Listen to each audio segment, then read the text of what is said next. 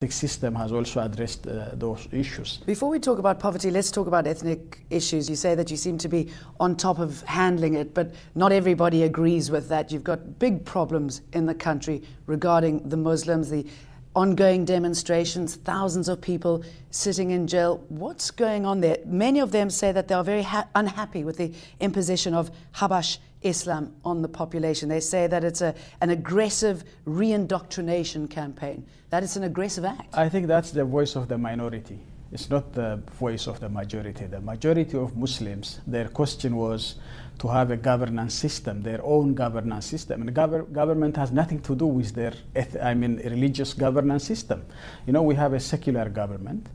And we say that, our constitution also gives you, the government has nothing to do with religious groups. And therefore, it's up to... But you've imposed this law. No, there is no imposition of law.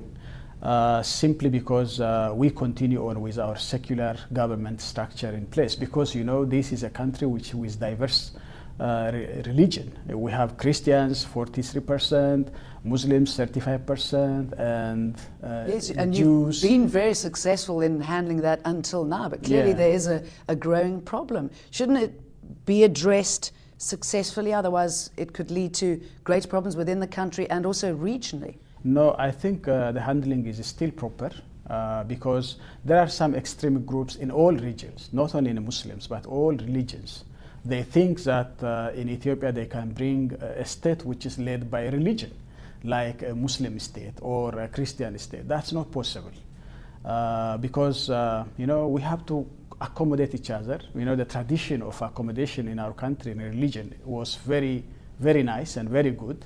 And we have to continue with that. And the government has to stay aside as secular as possible. And we are not the ones, as a government, telling them to follow this doctrine or that doctrine. It's up to the religious group themselves. So I think that has to be very clear in